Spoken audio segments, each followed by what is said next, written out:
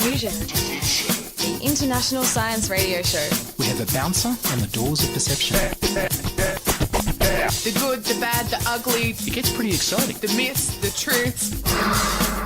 Toxicology. Astroseismology. Magnetism. The dark side. Genetically engineered potatoes. Planetoid. Planetoid. I love that word.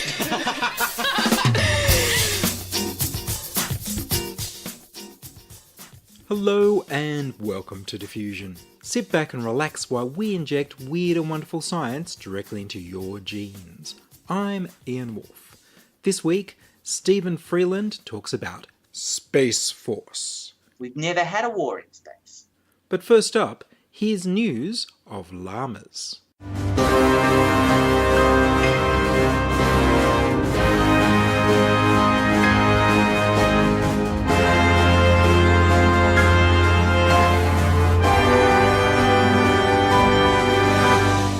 Llama gene therapy. Researchers from Scripps Research in California led a 9-institution study that found that llamas make better antibodies to the influenza virus that causes the flu than humans do. Humans make large antibodies that target the head of the proteins that coat the influenza virus. It's what they can reach. This outermost part of the coat mutates very quickly, so that you need a new vaccine to protect you each year, and you're only protected for the beginning of the flu season. This is serious because influenza kills somewhere between 300,000 and 600,000 people each year, according to the World Health Organization. Llamas make smaller antibodies that target the base of the influenza virus proteins, the inner part of the protein coat that doesn't mutate as quickly. The goal of flu research is to give protection against as wide a number of varieties of the influenza virus as possible for as long as possible. The llama antibody therapy would protect you for the whole flu season. The general technique could be applied to protective treatments against other viruses. The researchers put together several larva-derived antibodies to different strains of flu and stuck them together on a human protein scaffold. They injected the results into mice. These mice were exposed to A and B varieties of the flu virus and survived exposure to 5 different varieties of influenza. The researchers next put the genes for making the antibodies into a cold virus and injected the modified cold virus into mice. These mice incorporated the new genes into their own cells and started producing the llama antibodies to the flu on their own. And so these mice were protected for the whole flu season. Like flu vaccines, the researchers see the need to apply fresh gene therapy each year as the flu viruses mutate their protein coats and stop being identifiable by the llama antibodies. This llama gene therapy would be controversial to use in humans. But in the future, perhaps we'll all become part llama. And as an aside, the word llama is spelt with 2 L's because the English word llama is taken from the Spanish word llama. However, it's been anglicised, so it's llama. Even the Latin name for the animal is llama glama, of course.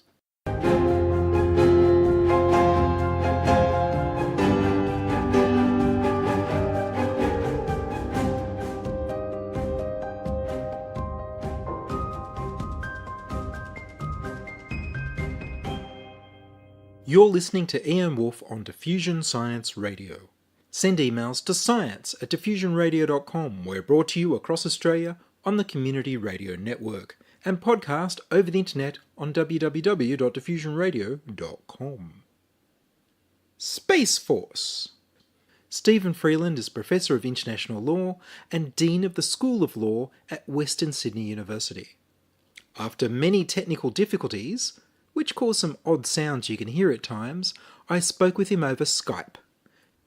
President Trump and Vice President Pence have announced that they are interested in forming a space force to fight wars in space, a war-fighting domain, they called it. Is it legal, and is it a good idea? It's a really complex question. Firstly, I should make the point that any country can establish its military in whatever way it think is appropriate. So it's not for me to tell the Americans what they can and can't do under American law. That's fine.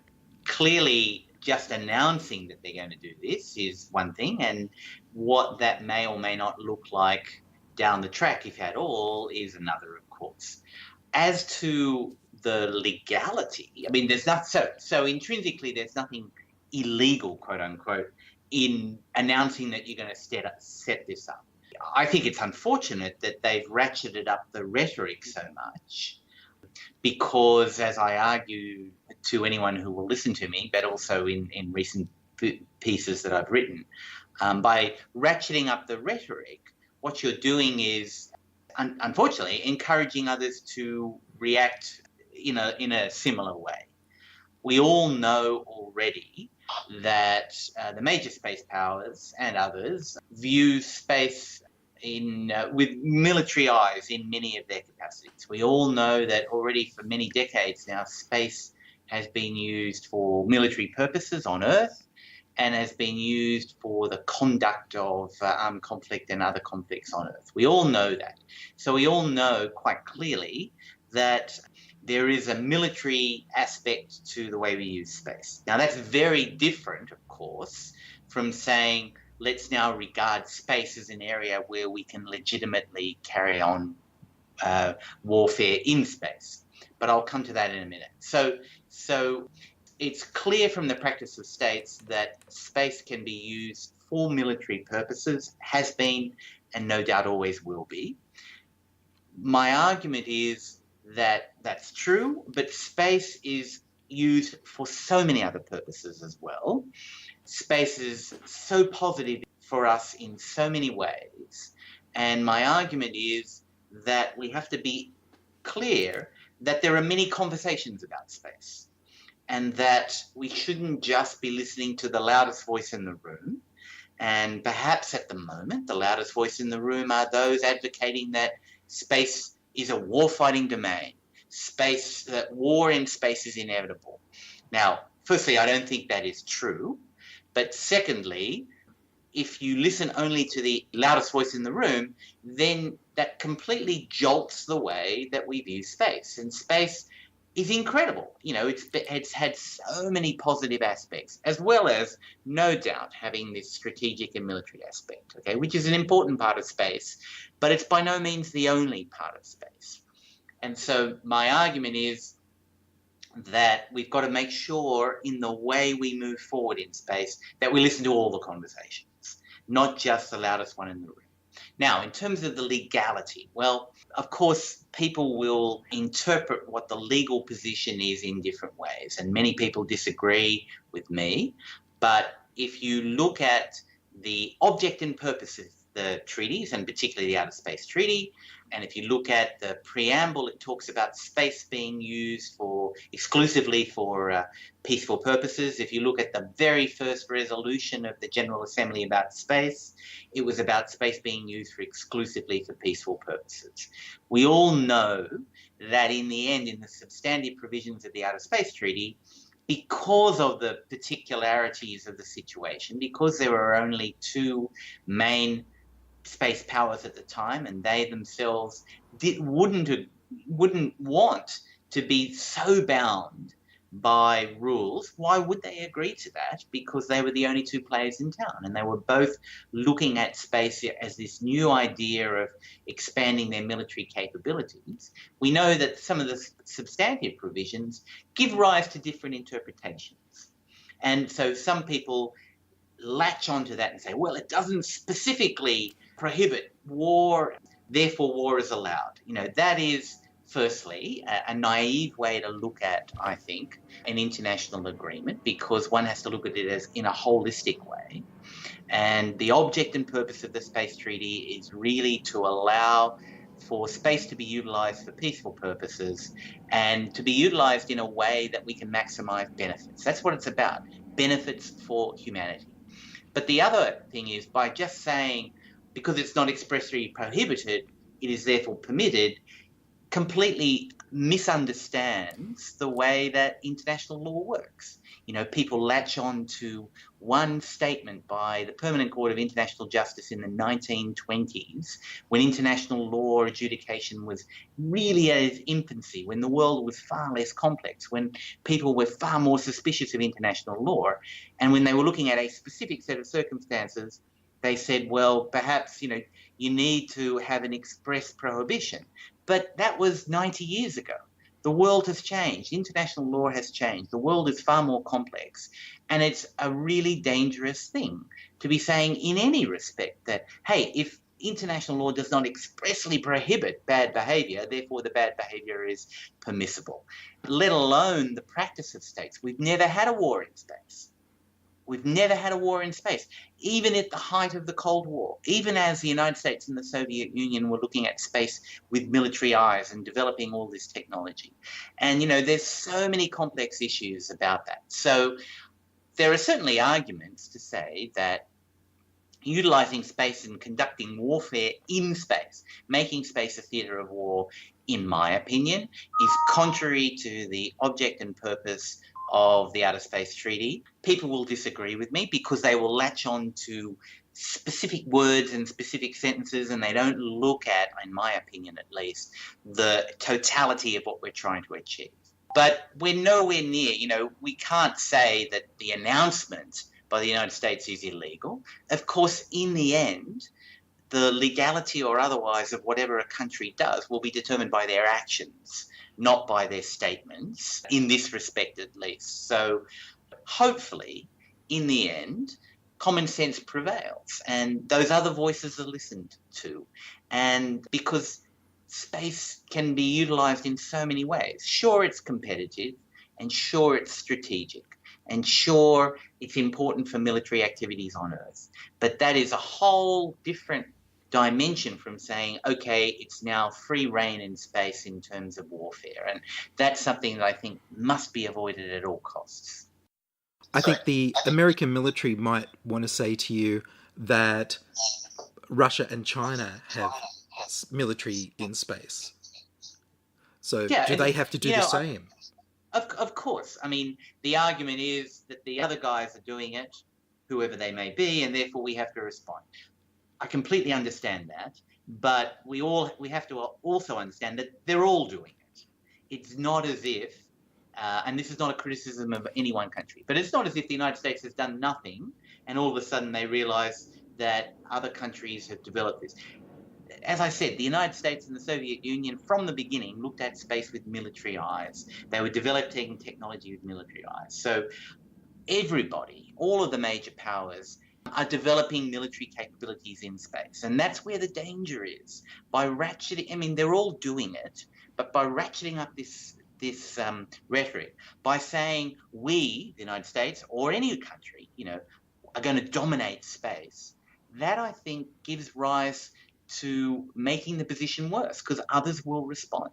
And they'll put even more energy into the development of weapons in space, perhaps, or what I call the creeping colonization of space, by saying, well, we're going to now have areas that we cordon off and don't allow others in, or whatever. So you're absolutely right, Ian. It's not as if this is a pristine area and all of a sudden people are badly behaving and the Americans have to react.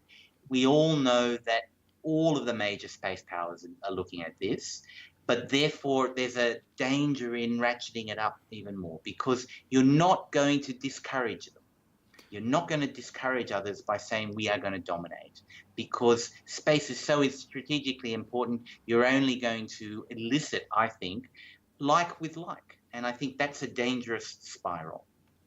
So we could end up with an arms race in space. Well, to a certain degree, we already have it, of course, because, you and I are not privy to this, but clearly all major powers are looking at various ways of promoting their military capabilities in space. All of them are, right? What I'm saying is the rhetoric, no matter who it comes from, makes that drive towards that race to the bottom in terms of developing this capability, even in a sense more urgent in the eyes of everybody. And I think that's a dangerous precedent, particularly because space is so important in so many ways, and there are so many positive aspects. And in the end, and this is really the crucial point, in the end, who will suffer? I mean, space, it's interesting to compare space and climate change, right? With climate change as a major global issue, in the end, although I'm being simplistic, those who are the most vulnerable are the weakest countries, right? The islands, the small island states, etc. So if we exacerbate the problem, the weakest countries will suffer, at least initially, in the most way. Of course, that will flow on. In space, the most vulnerable are the largest countries, the most powerful, because they are so dependent on space. And so that, to a certain degree, if you continually ratchet up the rhetoric, you may be, hopefully not, but you may be encouraging irresponsible behaviour, and in the end, everybody loses, including and particularly the major powers. And I think, in the end, that's why you need to hear all the voices to recognise that that is not a way that makes sense going forward. At least that's my opinion. As you said, people will disagree with me. Disagreement is good, but all I say is let's hear all the voices, not just the loudest in the room. And of course, the Americans have the Air Force Space Command for decades now, operating in space and looking after their national security interests in space. I've seen arguments put that if there was a new branch of the military, they would have different interests and there'd be conflicts amongst the different branches and they'd be less protected in space. Well, of course, that's a good point, and I'm not in a position to comment on the internal machinations, but of course I've read all the reports that have said, this idea of quote-unquote a space force is not necessarily new. And when it's been brought up in the past, Congress has been reticent, and the Air Force, where, as you say, at the moment have the major responsibility for space activities, the Air Force have said we don't need this, we're in control. Clearly, by creating a sixth force within the US military, depending on how they do it, you may be creating duplication, you may be creating more bureaucracy. That may or may not lead to, if you like, more inefficiencies rather than efficiencies. Clearly, there's a cost element involved as well. But we still, I don't have a feel for what, if anything, this might look like. And maybe it's, at the moment, even though the Vice President and the President said they're moving forward, maybe it's more statements for domestic consumption and perhaps also trying to make a point to other countries than actual movement towards action, although maybe they are doing that. But you're right. Everything I've read says the US Air Force is probably not necessarily enamored with this proposal. I've also heard President Trump mention going to Mars in reference with the Space Force. Does that mean they might take over NASA? Oh, I'm not aware of that, Ian. NASA, of course, as you know, is under its mandate is for civilian activities. I've not heard anything about that. NASA continues, NASA is a large bureaucratic organization. Clearly, sometimes things don't work according to plan, but NASA is involved in so many amazing projects. It would be surprising to me, but also I think a really negative thing if NASA were taken over by a military arm. Frankly, I don't know, but I'd be surprised if that were ever to happen in reality.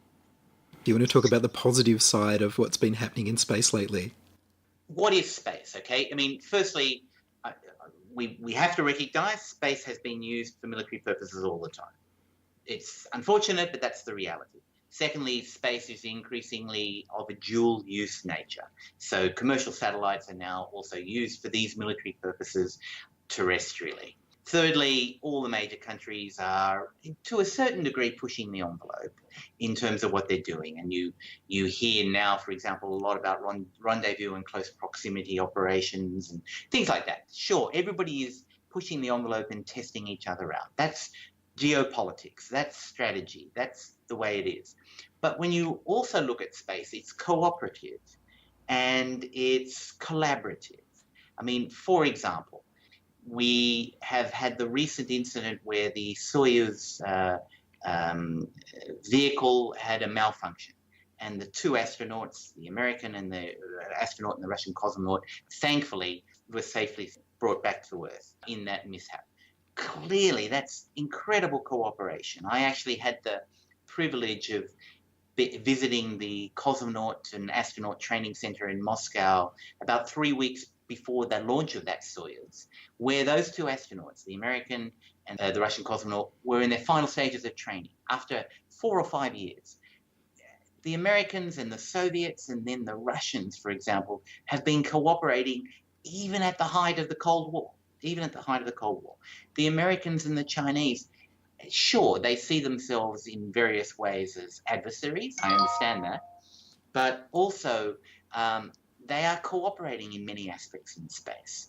Space involves so many complex things that it's important for countries to actually to work together in various aspects. So space, as well as being strategic and military, it's cooperative, it's collaborative, it's also commercial. And there are major commercial interests, United States and other countries in space. And of course, if space were to actually become a theatre of war, those commercial operations would be severely jeopardized. So if you look at the totality of what space is and the totality of the regime we have in place, it's not perfect, but by and large, space has worked over the last 60 years. And sure, we could certainly do with some more regulation. We could certainly do with greater cooperation, but it still works. And we need to focus on those positive aspects because, and I always say this in this context, if we don't all play the game, at some point none of us can. And so my own feeling is that common sense is the wrong word, but common sense prevails and people will realize that there is, whatever it is, there is a line beyond which you should not cross. The regime, the reality encourages hard competition, yes, but on the other hand, not crossing a line where your behavior becomes so irresponsible that essentially you jeopardize it for yourself and for the whole of humanity. Space is about humanity. And I think in the end, one has to be optimistic, notwithstanding the rhetoric, notwithstanding on Earth there's clear tensions. But at the same time, there are clear tensions, let's say, between Russia and the United States. They are cooperating in space in many ways. And the Soyuz mission, even though it didn't work, but the ISS missions, you know, they are clear examples of cooperation. Notwithstanding, obviously, there's the odd moment where there are difficulties. You know, we all understand that. And I think that's the message, that in the end, by listening to all the voices, you actually get a much more rational view about the way forward to everybody's benefit. And you know, I hope people listen to that. It sounds like the future that we all want to live in. Well, I hope so. Of course, people will accuse me of being Pollyanna-ish, but I think you have to be, because space encourages positiveness, because there are so many benefits that humanity has already gained and will gain in the future, as long as we allow ourselves to do it, as long as we don't start replicating more of the mistakes that we have on Earth. And I think, you know, I always say the starting point for this, in terms of recalibrating the way we look at space, ironically, let's take the words from President Trump himself. President Trump said, "There is no place like space." And that's exactly right. Let's make sure we keep it that way. It is unique, notwithstanding that people regard it, may call it a warfighting domain. It is unique. It's always been regarded as unique, and we need to allow for cool heads to ensure that we don't overly jeopardize that. Well, Professor Stephen Freeland, thank you very much. You're welcome. That was Stephen Freeland talking about the proposed American Space Force. Stephen's Professor of International Law, Dean of the School of Law at Western Sydney University, a Director of the International Institute of Space Law, and a member of the Space Law Committee of the International Law Association. And that's all from us this week on Diffusion. Would you like to hear your voice on radio? Record a voice memo on your phone or use the voicemail tab on the website. We need more people contributing stories to Diffusion. Send your contributions, opinions, helpful suggestions and donations to science@diffusionradio.com. That's science@diffusionradio.com. Please do send me an email with a question I can answer on the show. Please like the Diffusion Science Radio page on Facebook and rate us on iTunes. Tell your friends. follow me on Twitter at Ian Woolf. The news music was Rhinos Theme by Kevin MacLeod of Incompetech.com. Sound and fact-checking by Charles Willock. I produce Diffusion, which is broadcast around Australia to 26 stations on the Community Radio Network, including 2 RBM in the Blue Mountains of New South Wales, 8 CCC in Alice Springs and Tennant Creek, 2 MVR in Nambucca Valley, 3 MBR in the Mallee Border districts of Victoria and South Australia, 7 LTN City Park Radio in Launceston, Tasmania, and my local station, 2 RDJ in Burwood, New South Wales. Diffusion is syndicated globally on the National Science Foundation Science 360 internet radio station and also on astronomy.fm. Subscribe to the podcast on the Diffusion website, www.diffusionradio.com, that's www.diffusionradio.com, and check the website for links, photos and videos about this week's show. If you enjoyed this show, you can explore more than 950 previous episodes archived on diffusionradio.com, where the shows are labelled by keywords so you can focus in on the stories you want to hear. Subscribe to the Diffusion YouTube channel at youtube.com/c/diffusionradio. I'm Ian Woolf. Join us inside your audio device of choice for more science wondering next week on Diffusion Science Radio. Science is fun. It helps you to learn, to know, and to appreciate. When you study science, you may go on field trips. You discover the marvelous interrelationships between all living things. You learn to read the history of the Earth as it is written in rocks and fossils. You find out what makes things tick, everything from a molecule to a living organism. In the study of science is found the most useful and satisfying knowledge of man. Knowledge of his physical world, its past, its present, and its future. And in your moments of relaxation, now and in the years to come, you will find the study of science leading you into fascinating pursuits. Photography, collecting. Why study science? Study science because you will find in the study of science a richer, more rewarding life.